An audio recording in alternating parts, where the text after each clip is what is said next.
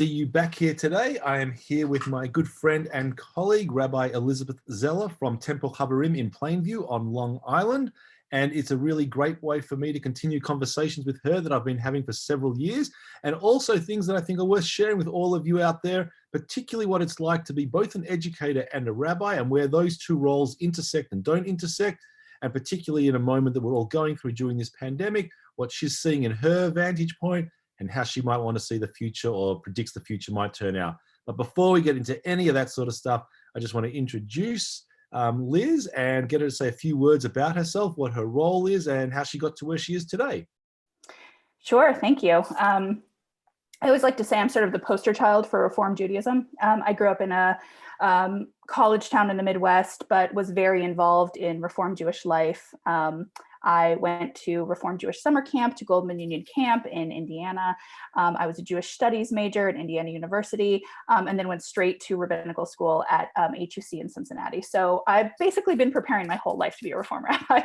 And I was really lucky that I've had, even in just over a decade that I've been a rabbi, I've had a number of different positions that have been really varied, but that have really tapped into a lot of the things I love. And so the first one was out in Tacoma, Washington, where I was actually the interim educator and cantorial soloist for a year. And then really got lucky into a much more permanent position as the associate rabbi educator at the Reformed Temple of Forest Hills in Queens, where I was for about 5 years. And I got to do great stuff with family education and working with our religious school director, and really just sort of overseeing our educational program.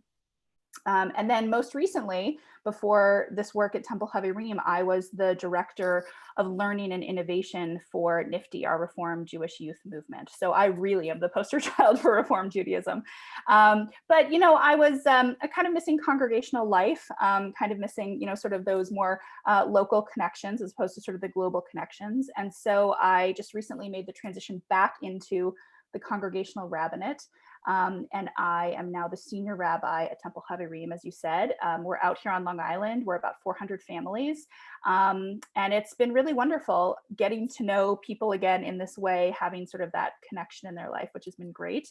A little bit about me personally. I've been married for almost 4 years. I have a 3-year-old son named Sam and a dog. And we're really fortunate because we live in a multi-generational house. My father actually lives with us in the basement. I would say it's like my teenage dad in the basement.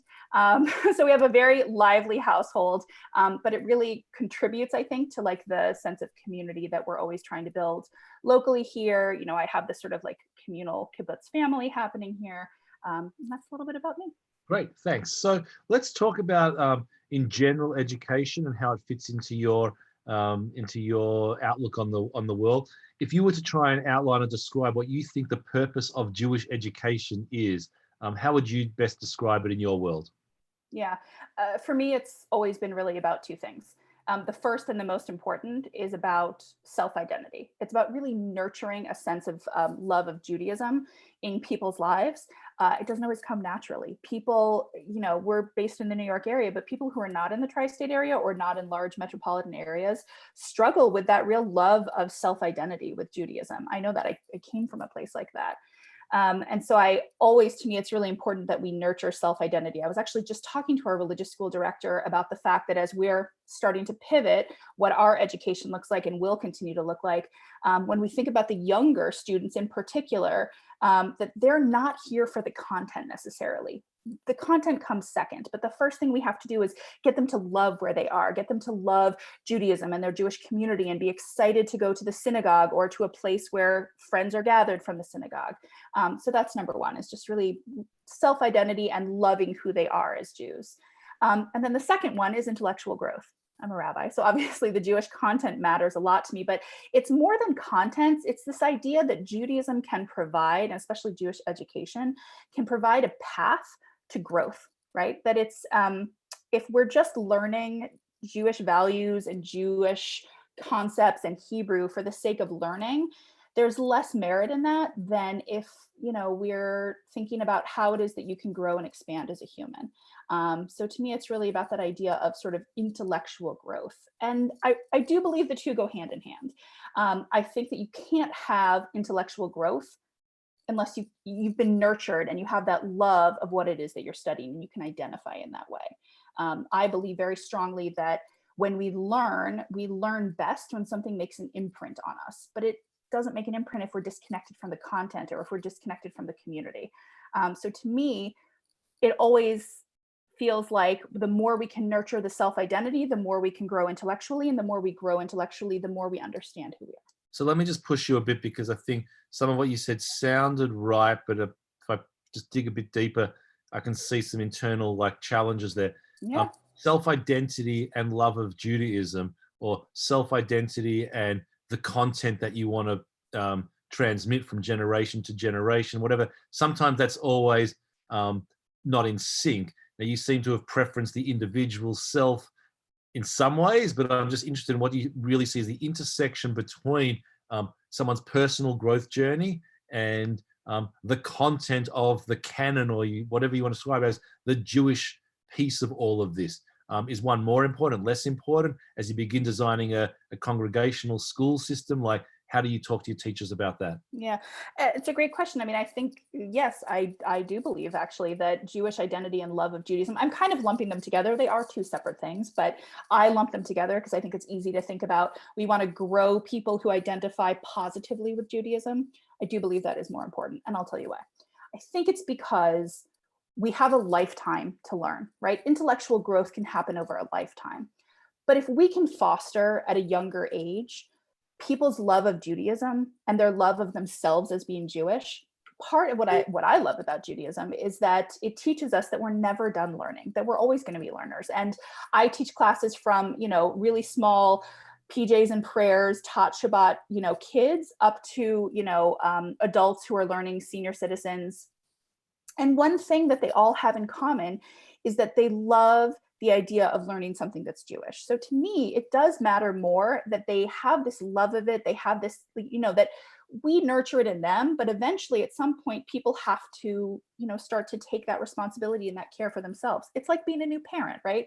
You're nurturing your child, you're helping them to grow, you're teaching them all of these sort of basic things. And at some point, not yet, but at some point they're going to fly the coop and they're going to go out on their own. And you hope that you have a basis where they really, have a strong sense of self, because they can always do the learning later. So I'm interested in this in multiple levels, but one of the questions which I'm thinking about is like, how do you teach love, or how do you teach excitement or inspiration or pride? Like, it's really easy for me to teach a verse or a passage, or tell a story, teach a song. Teaching excitement or inspiration, it seems more intangible. Is it simply just get the right teacher in the right classroom and then you've got it happening, or is there something more mystical or magical taking place here? Yes and yes. I do definitely think a lot of it has to do with the right personality. When somebody is a young learner, or they're beginning, I wouldn't even say young learner. There are people who come to Judaism at all different ages and are learners. And but oftentimes the impetus for that sense of nurturing comes from another person. It could be from a rabbi, it can be from a peer, it could be from some kind of a teacher or a mentor. But there is something intrinsic about, somebody else shows you that way. It's very rare. It can happen, but it's very rare that somebody would like read a piece of literature, read some philosophy and say, wow, I love Judaism. It can happen, but it's much more rare. So I do think, I'm a people person. I do think that the human to human connection helps. I think it's really important to have people and educators who are knowledgeable, but who understand how to developmentally translate that to where the person is, right? To where the learner is. And also I think that there sometimes is a mystical element. You could send a kid to the most wonderful, nurturing, incredible, program of learning. You can have parents that are present who love that same subject, right? Who are, passionate about Judaism, and a child or a person may grow up to feel like, I'm not really that connected. So there's no real right answer, but I do think people are the start. So this might seem like a bit of a philosophical question, but it is and it isn't. And I know in parts of your roles in the past, like professional development and the training of educators or youth leaders has been really central to what you do. But like, are educators born or are they made?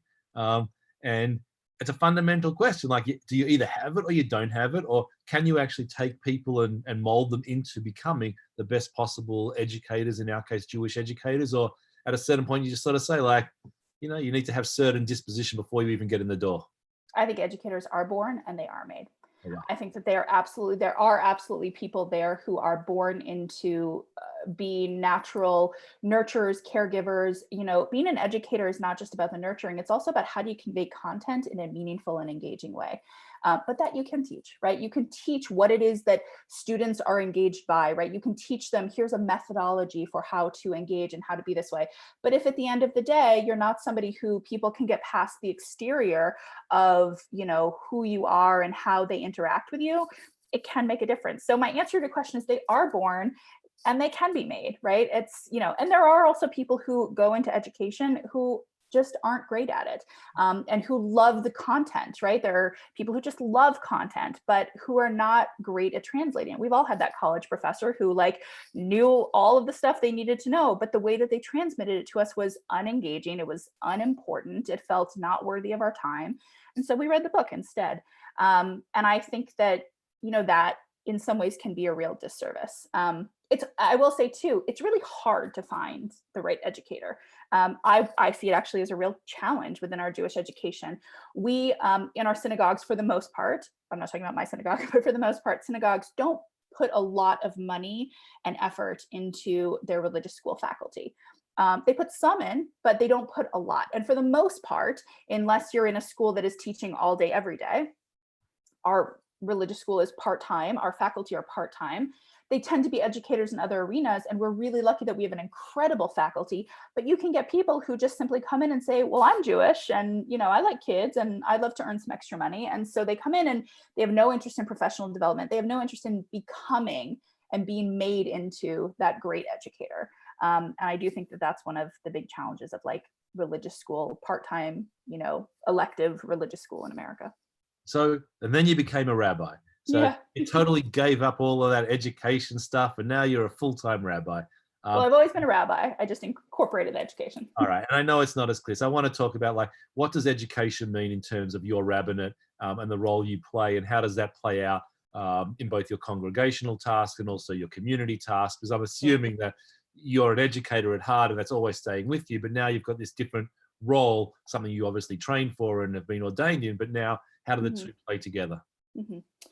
So I'm going to rewind a little bit in my life. I grew up with parents who gave me the best of both worlds within Judaism. My mother, who was very active in social services and in helping people and in a lot of what we would call tikkun olam. That was very much a professional life. And my father is a retired college professor. And so he always instilled in me this love of learning and this idea that we can never be done learning. It's until our very last breath, we should always be learning something new every day. And I'm grateful for that because I think that's carried through a lot of my life. When I was spending many years at Goldman Union Camp, that was a really unique URJ camp at the time because what it did was it asked its 18, 19, 20-year-old counselors to be writing our shiurim, to be writing our lesson plans for the campers. And that to me was my first real taste of informal education, that I, as an 18-year-old, was being tasked, we worked with rabbis and partners, but I was being tasked to educate kids who were in a camp setting, which is a hard task to do because all kids really want to do is go outside and play basketball. So I've always really felt, even ever since the time I was really a teenager and young adult, that informal education can and does happen everywhere and anywhere.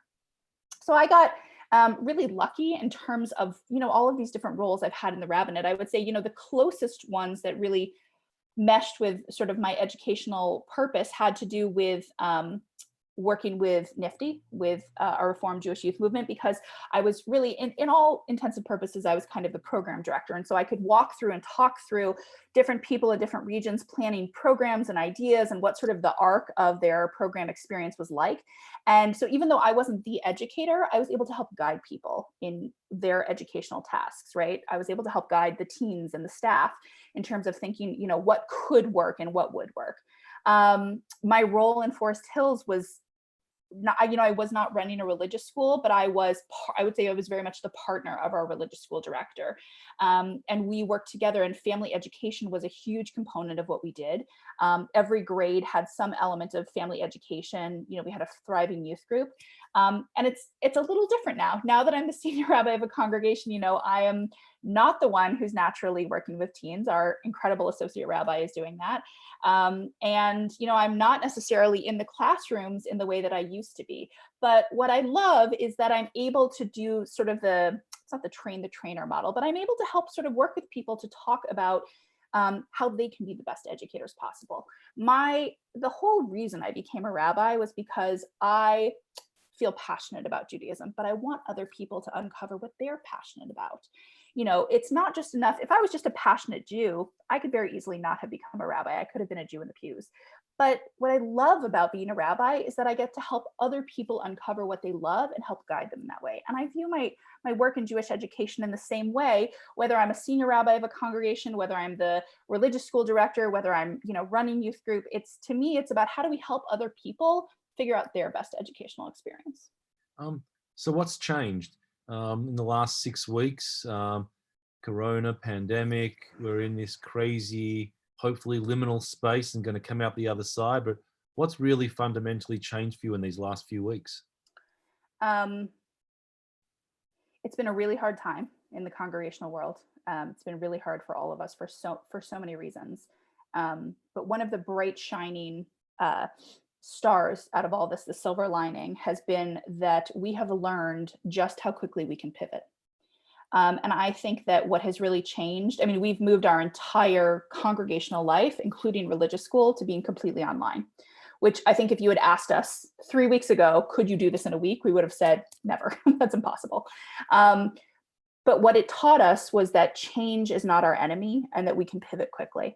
And to me, what that means is that there are no more excuses for us to not be doing what we want to be doing.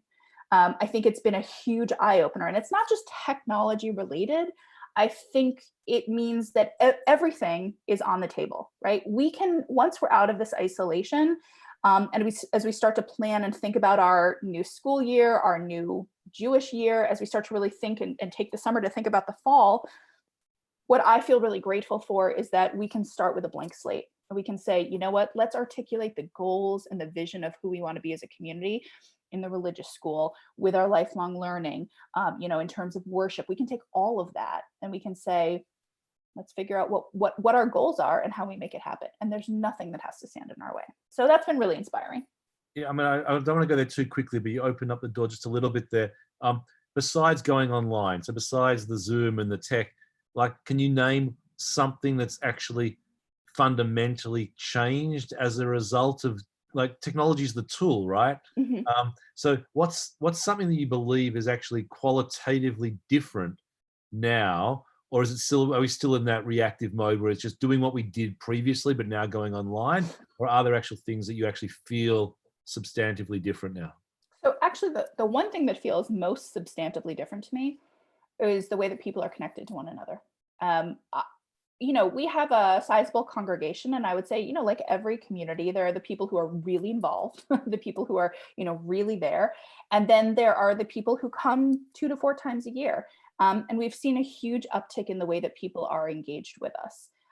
We also made a really concerted effort early on to identify a group of volunteers, train them really quickly. And every single member of our congregation has received a phone call in the first 2 weeks of this happening. And then again, in next week, they're going to receive it again.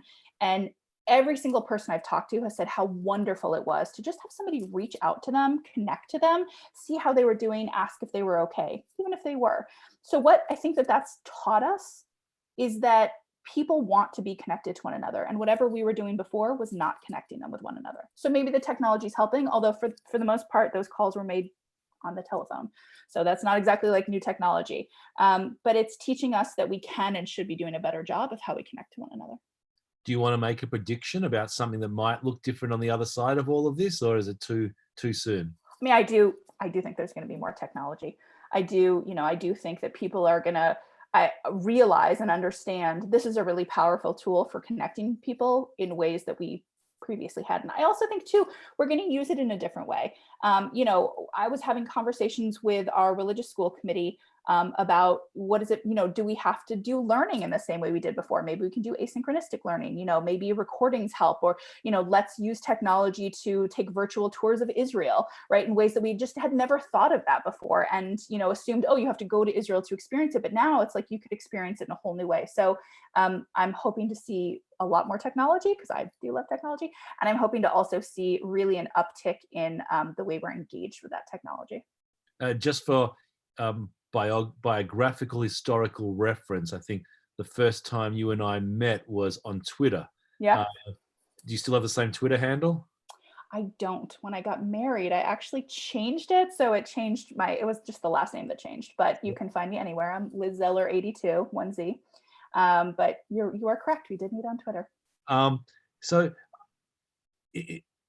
I'm not sure you've contradicted yourself quite yet, because no, Just give me time. I'm just fascinated by these things. Like, the day this pandemic is over, and let's assume there's going to be a phased-in approach to a lot of this stuff. It's not all going to happen overnight, but there's something about it which says the day when people are allowed to congregate together and to hug each other and to pray together in the same synagogue, they're all just going to rush back to these in-person gatherings. And here you're sort of pointing at something different, where that will happen maybe, but on top of that, or instead of that, or in parallel to that, this online stuff is opening up new doors and opportunities that we perhaps haven't seen or witnessed before. I know this is not about me and I'm talking to you, but like, we had a really interesting Passover Seder, which was Zoom, to my family in Australia who were having breakfast the next morning. And I'm thinking to myself, like, does that become my second night Seder ritual, like, going forward? Because it was just such a different way of including people from so many different time zones. And now second night Seder becomes something as a global experience for so many more Jews. Now, I've got that luxury because I'm not observant. I can use the technology, whatever it might be. But you sort of like you're in this parallel universe of like, yes, humans are important and human contact is important. And this technology is going to be a really amazing opportunity as well. Yeah. It's the hybrid. To me, it's the hybrid. And I think honestly, that's, we're talking about that in our religious school in terms of thinking about how we pivot very quickly for next year with like registration and what it's going to look like. But we and I believe that the hybrid is going to be key, right? You're still going to have your first night Seder. You're still going to have that with the people who are local to you and the people that you're going to hug and embrace after all of this is over. And then you're going to have your second night Seder with your family in Australia. And it's going to be this beautiful hybrid. I mean, I think our educational system is going to move that way too. I think we're going to continue to have in-person learning one day of the week. And then the second day of the week, it's all going to be remote learning or asynchronistic learning or recorded learnings that then you report back in person. So I think, there's always a tension when you talk about technology, and I do believe it's been a really key part of this, pandemic, but there's always that tension between, is it going to doom our humanity or is it going to help us connect better with one another? And I think the answer is yes. Like, we have to find a balance of it in the hybrid. I wonder what your thoughts are about this. I was on a call recently with Dr. Erica Brown, who focused in on the word pivot. And she went back to its sporting analogy, where a pivot is you still keep now I'm not a basketball expert by any stretch, but you keep your foot in one foot in the same position, and then your other foot rotates the direction of which you're heading, which is very different to a transition or coming out completely different. You're still playing the same sport. In fact, you're still rooted, right? Yeah. I'm wondering if this is a moment where we are actually pivoting, or there is actual fundamental change going on where both feet are off the ground and you're actually doing something radically different, more so than just pivoting direction or not. Well, I'm from Indiana, so basketball is in my blood. So I know about pivoting. I think it's both, right? I can only speak from experience. Our religious school, I will say in the truest sense of the word, pivoted. We kept everything that we were doing and we moved it to a different space, right? So we kept rooted in our curriculum. We were rooted in our program offerings, we had Passover prep that we adults did with one another. We just pivoted it all online. But I think moving forward, it may be more transitional. It may be that we just take our feet off the ground and say we need to find a new space and place to be in. It's a great question. Good. All right. I'm hoping that some of our listeners are now getting a bit of a taste of who these people are that we're talking to. And one of the great things that's been available to them is I've asked some of our my interviewees to recommend something that they have read or something that they're thinking about, to recommend to the people out there. So what's on your bookshelf, or what's something that you've read which is important to you, or something that you would say, you know what, you like Jewish education, this is something that you need to have on your list of things to read? So one of the things that's on my list to read right now is a book called Why We Can't Sleep.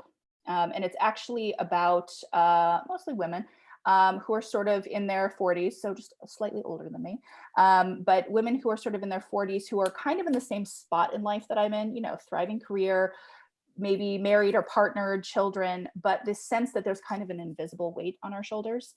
And it happens with men too, it's not just women, but this idea that we're so anxious about this invisible weight, and it's causing us to not be able to sleep. At least that's what I think it's about, because I have not yet read it because I've had a lot going on. But I'm really excited to read it, and to just sort of understand and think more about not only just the work that we do, but all of the invisible behind the scenes work and how we can have a better relationship with that. Okay. And considering you opened up this possibility of question, and that I know that, I don't know if you do define yourself, but I consider you to be a feminist. I want to like, is there anything gendered about what's taking place now, either in your role or the way you perceive what's happening? Like, is there a particular female lens that you could add to this conversation that you think is worth noting in the Jewish education space, in the clergy space? What are women experiencing that you think is perhaps different to, or people who identify as women are feeling? Yeah, I can only speak really, for the female rabbinate. I am a past president of the Women's Rabbinic Network, so I take the issues and the matters of women rabbis very seriously. And I am a feminist. Thank you for noting that. I think that one of the hardest parts has been, we female and male rabbis. It really isn't gendered. I have to say it's tricky because it's happening with our male colleagues as well. But I will say, I think it's been really hard on young parents, parents of kids who are pretty young.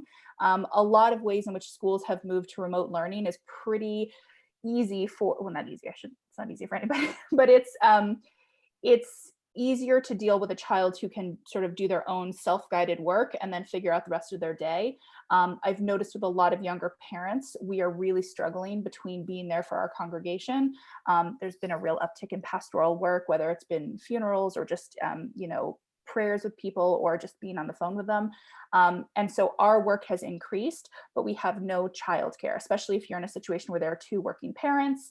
I've noticed that it's been incredibly hard. And, I can't speak for everybody's situation in terms of what happens in their home life, but so I'll say it's not a gender question as much as I think it's, I've noticed that of sort of young professionals with kids, it's been really hard on them. So if you know somebody who's a young professional with a child, and their daycare or childcare situation while they're at home is not great, cut them some slack. Thank you.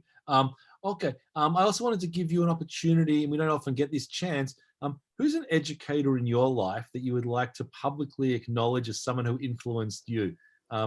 Feel free to name them and pay tribute to them, but who do you think is someone who helped you become who you are today? Yeah, oh, it's a great question.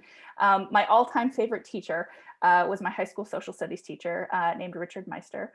And he was just incredible. He was a really engaging educator. We became personally very friendly.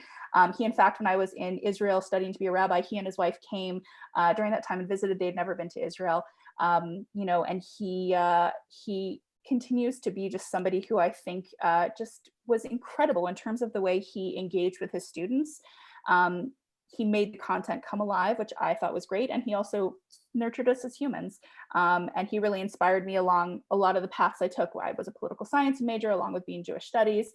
I've always cared deeply about politics, about sort of the social world around us. And so I'm really grateful to Mr. Meister for everything he did in 11th and 12th grade for me. Cool. All right. Final words that you would like to leave our listeners with. What's a note of optimism? That's what I'm aiming for here. Yeah. So don't tell us the negative, but what's a note of optimism you'd like to leave us all with right now? I think one of the greatest things we've learned from this is that we don't have to accept the way things were. We're given a blank slate right now. And so we should use this opportunity, maybe not today, but definitely tomorrow, to think outside the box in ways that we've never done before, because we've learned that we can do it. Excellent. Well, Rabbi Elizabeth Zeller, good friend, good colleague. I'm happy to be able to call you Liz. Yep. Thanks so much for spending time with all of us today. I have learned a lot, even reconnecting with you. And I think that's one of the great opportunities that we're also seeing is it's a chance for people to reconnect with whomever they need to, and with or without an excuse. It's just been really great to reconnect with you. I look forward to hearing more wonderful things, and good luck as you move through these challenging times as well. Thank you so much, David. All right. Have a great day. Bye bye. You too.